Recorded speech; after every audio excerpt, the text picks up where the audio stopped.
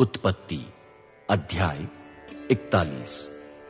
पूरे 2 वर्ष के पश्चात फरो ने स्वप्न देखा कि वो नील नदी के किनारे खड़ा है। सहसा 7 मोटी और देखने में सुंदर गायें नदी से बाहर निकली। वे नरकुल की घास चरने लगी। उनके पीछे 7 दुबली और देखने में कुरूप गायें नील नदी से बाहर निकली। वे नदी के तट पर अन्य गायों के एक ओर खड़ी हो गई। तब दुबली और कुरूप गायों ने उन 7 मोटी और सुंदर गायों को खा लिया। तत्पश्चात फरो जाग गया। वो फिर सो गया। उसने दूसरी बार स्वप्न देखा कि एक ही डंठल में 7 मोटी और अच्छी बालें फूट रही है। उनके पीछे 7 पतली और पूर्वी वायु से झुलसी हुई बालें फूटी। तब पतली बालों ने मोटी और भरी बालों को खा लिया। तत्पश्चात फरो जाग गया। वो स्वप्न था। सवेरे उसकी आत्मा व्याकुल थी। उसने दूत भेजकर अपने सब तांत्रिकों और विद्वानों को बुलाया। फरो ने उनको अपने स्वप्न सुनाए, पर कोई भी फरो को उनका अर्थ न बता सका। तब मुख्य साकी ने फरो से कहा, आज मुझे अपने अपराधों की स्मृति हुई।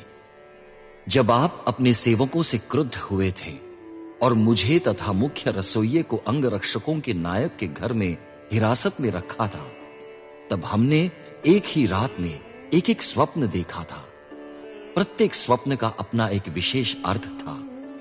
वहां हमारे साथ एक इब्रानी युवक था। वो अंगरक्षकों के नायक का सेवक था।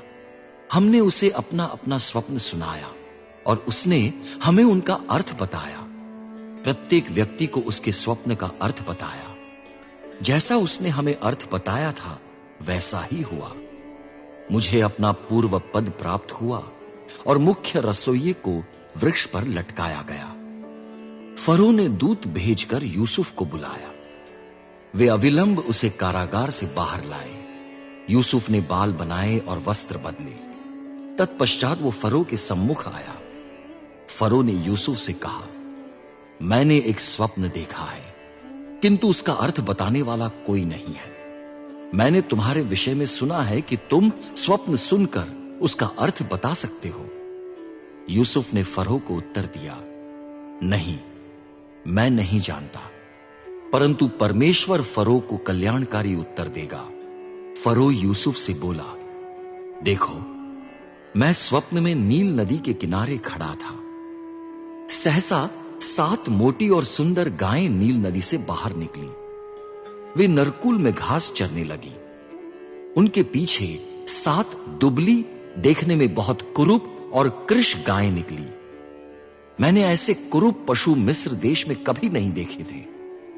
दुबली और देखने में कुरूप गायों ने पहली 7 मोटी गायों को खा लिया, परंतु जब वे उन्हें खा चुकी तब किसी को ऐसा प्रतीत नहीं होता था कि उन्होंने उनको खाया है, क्योंकि जैसी कृष वे पहले थी वैसी अभी भी थी।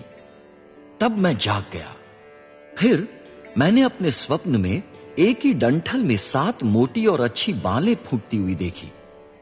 उनके पीछे 7 मुरझाई, पतली और पूर्वी वायु से झुलसी बालें फूटी। तब पतली बालों ने 7 अच्छी बालों को खा लिया। मैंने अपना ये स्वप्न तांत्रिकों को सुनाया, पर मुझ पर इसका अर्थ प्रकट करने वाला यहां कोई नहीं है। यूसुफ ने फरो से कहा, आपके दोनों स्वप्न एक ही है।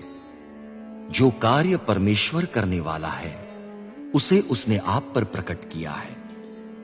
7 अच्छी गायें 7 वर्ष है, 7 बालें भी 7 वर्ष है। इस प्रकार स्वप्न एक ही है। उनके पीछे नदी से निकलने वाली 7 दुर्बल और देखने में कुरूप गायें 7 वर्ष हैं। 7 खाली और पूर्वी वायु से झुलसी बालें भी 7 वर्ष हैं। अकाल के 7 वर्ष। जो बात मैंने आपसे कही वो यही है। जो कार्य परमेश्वर करने वाला है उसको उसने आपको दिखाया है। देखिए, ऐसे 7 वर्ष आएंगे जब समस्त देश में अत्यधिक अन्न उत्पन्न होगा, किंतु उनके पश्चात अकाल के 7 वर्ष आएंगे। फलतः मिस्र देश में सुकाल के दिनों की उपज भुला दी जाएगी। अकाल देश को खा जाएगा।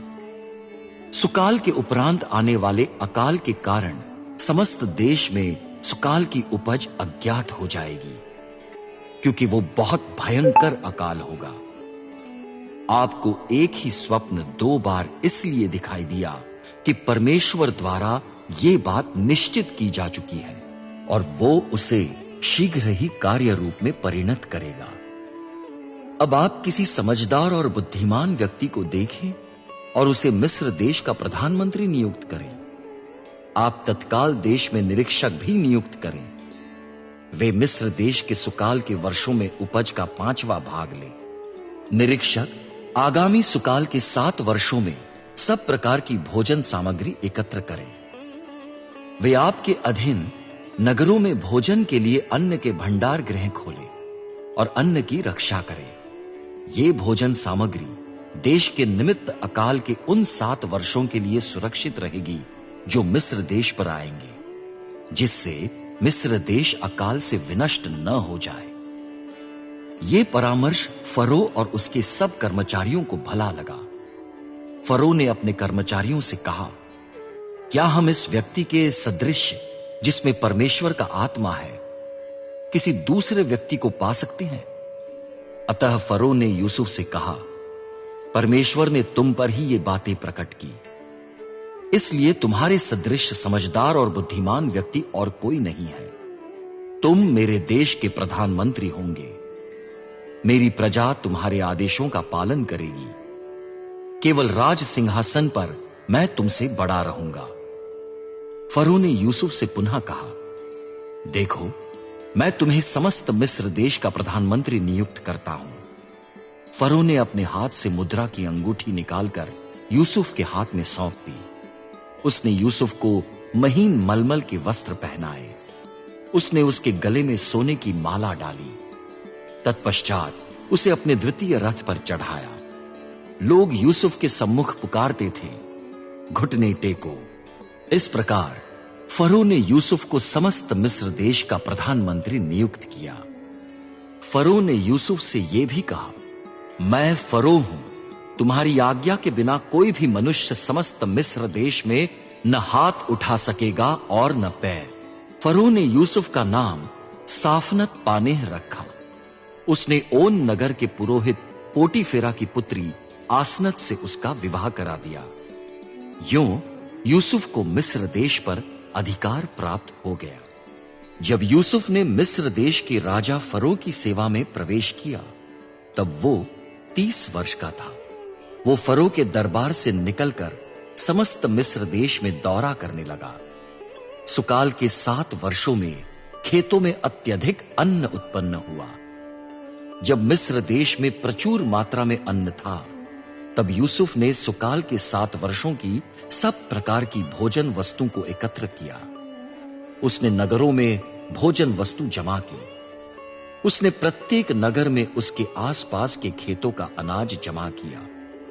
यूसुफ ने अत्यधिक मात्रा में समुद्र के रेत कणों के सदृश अनाज को जमा किया, यहां तक कि उसने उसको मापना भी छोड़ दिया, क्योंकि उसे मापना असंभव था।